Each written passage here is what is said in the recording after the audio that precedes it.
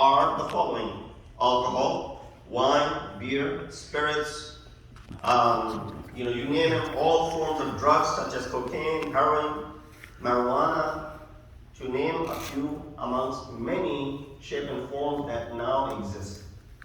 All intoxicants are forbidden in Islam, irrespective of the quantity that is used. Even one drop of wine or khamr is haram. Similarly, one puff of marijuana is also haram. Anyone who associates in any way with any aspect of intoxicant, not just consuming. Consuming we talked about is haram. Any way of interaction with it, whether you buy it, you sell it for someone else, you carry it from one place to another place, you become the means of its production, whatever that you can think of, that through which this intoxicant is being produced or transferred or consumed, all different associations with it is forbidden for us. So therefore, when a person uses it, sells it, makes it to deliver to its another place, it is partnering with shaitan, since all intoxicants are the handiwork of shaitan. Hence the business of weed dispensary would be haram. I know some of you might be approached that this is a growing business and a lot of profit associated with it. It's already a $13 billion industry till last year, and every year is growing by 15%. These are the figures, the facts that you can find just by Googling it. Then the aspect as to how does it sell and how does one become hooked and addicted to it. Young people are very vulnerable to the influences of the society. You might have a deterrence, but don't expect the same deterrence to be there when it comes to people younger than you. Through their friends, TV, adults, and those that appear to be fashionable in the music and the fashion industries, when they see them consuming it, using it, promoting it through various social media platforms now, it becomes something which is pop culture. Hence, a youngster may find that all his or her friends have experimented with drugs, and now he's feeling left out because everyone else appears to be having a good time. Friends tease him or her for not being too, cool and being too chicken to try this type of intoxicant. This is the first initial state. This unsuspecting youth, who is still, doubting it, whether he should or should not. Ghalib said, "Imam mere piche hai to, Kaaba mere piche, Kalisa mere aage. Imam mujhe roke hai to kheche hai mujhe kufr. Kaaba mere piche to Kalisa mere aage." And it's a double-edged sword that I have Iman behind me and I have kufr which is pulling me. I'm in the middle of it. Kaaba mere piche, which is trying to stop me. I still have some conscience. I still have some lamir. And then Kalisa mere aage, something which is the germ and the root of kufr. It's pulling me into it, towards it. So this unsuspecting youth then decides to experiment only once, just to try it out. Well, how bad could it be? Just try it out once. And then they try it out once. Furthermore, she does not have money to buy these drugs. Someone may offer it for free because you will find these well-wishers around them as well. What this young person does not realize is that the first weakness to please his friends is the biggest mistake he can make in his life. The strategy to young drug pushers is to get as many customers as possible. Once a person becomes addicted or hooked, as we call it, now he's a customer for life.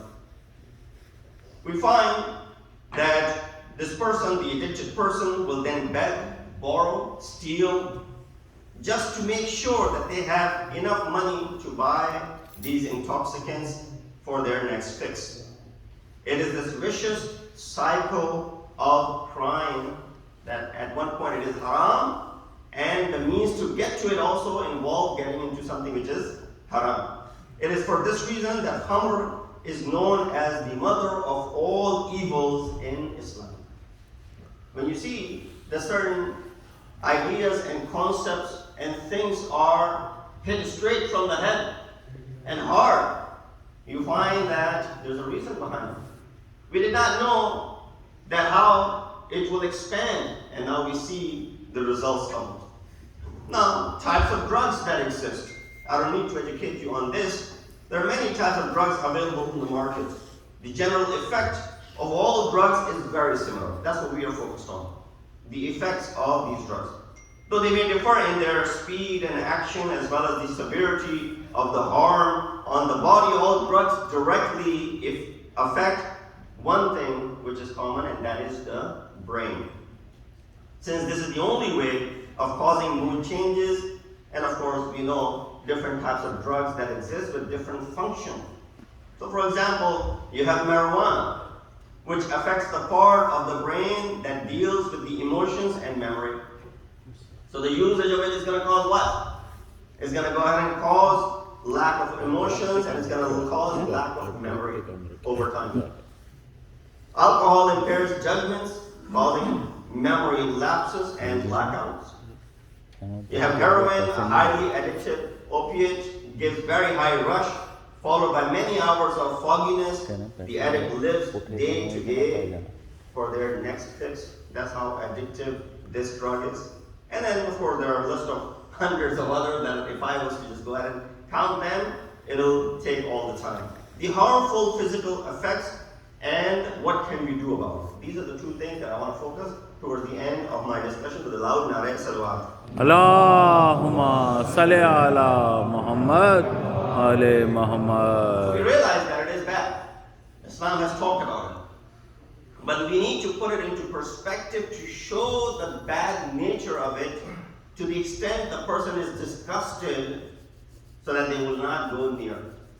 You know how when it's difficult, of course, you and I are not infallible and will commit sins and will do things which are not allowed.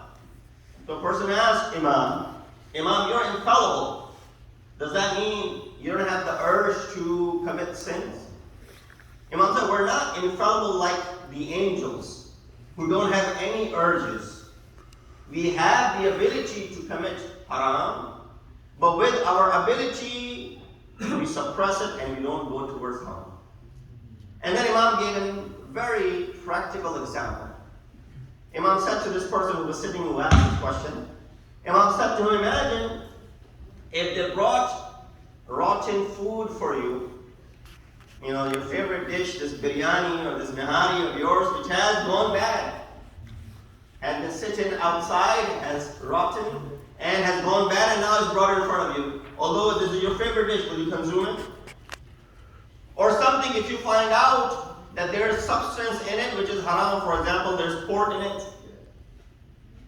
will you go ahead and consume that rice or that food that is presented to you? I said, no, of course not. Not only that, I won't consume it, I will abhor it to extend and get it away from me. This is nasty, this is disgusting. Imam said, sins are the same way in front of us. When we come across, if there's a sin in front of us, it is to the extent that it is making us disgusting, and we abhor it even approaching. So with this example, Imam tried to do what is called taqarrub al-dhihni, bring this person closer, seeing that when you see something which has gone bad, you don't like the smell of it, you want to keep it away from yourself, you throw it out in the garbage. If someone asks you to eat it, how would you feel? Disgusted. He said that's how we feel when it comes to sinning.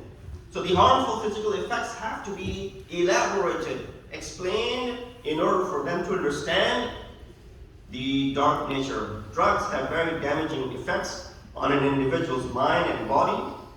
The most harmful effects of drugs is on the brain.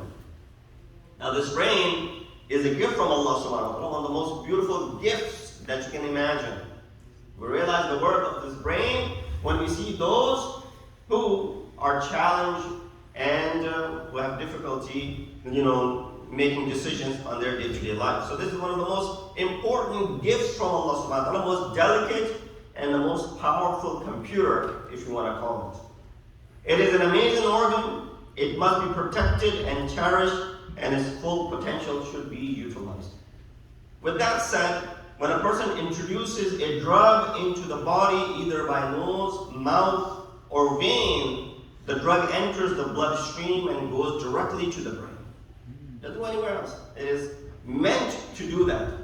Physicians sitting in front of me, they'll know. They'll explain better than me that when you consume a drug which is meant to cure certain things, how it affects, how it goes directly after that organ to go ahead and fix it. For example, if there's a drug which is there to treat, heart, it is going to go ahead and have the most impact on the heart, while it might have, impact on other organs, which are the side effects.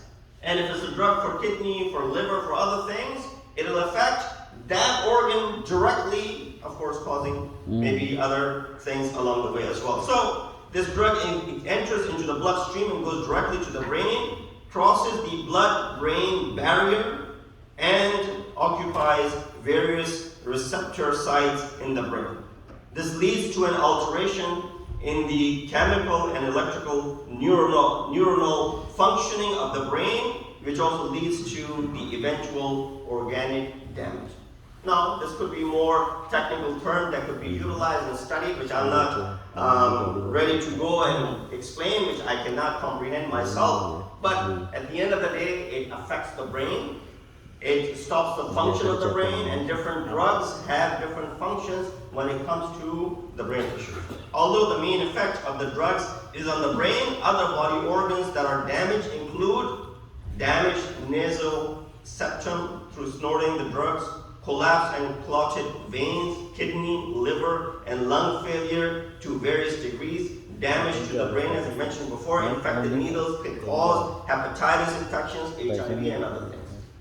All of these are possibilities of the usage of this drug. Now, the way forward. What can we do about it? And the suggestions. If there is someone in your family circle, in your community circle, or close friend who you suspect has a problem with drugs, and I'm sure that is a common thing now, then you must assist them in any way possible.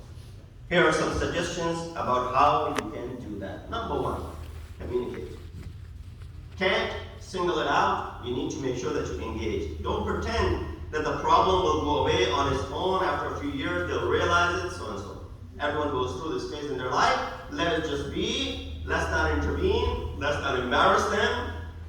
No, that's not how it's going to work. Parents must learn the art of healthy, open communication and discuss issues in an open, frank, and a friendly atmosphere. Talk about it. There shouldn't be any taboo, there should not be any cliche, there should not be any means of saying, oh, this is not something which we talk about in our houses, and this is a discussion which does not belong in our homes. Number two, show sympathy. Don't become mad at this person right away. Don't become harsh towards this individual right away. Show sympathy, because you're treating a patient, how a doctor would treat a patient. Show sympathy like a father would to a son. Even if it's to a stranger, the person who is addicted has a disease. They need help, so treat them like patients. Muslim communities must provide alternative forms of recreation for our youth. These could be in the form of community centers, sports, youth camps, where the youth can socialize in an Islamic environment and are then not tempted to experiment out of boredom.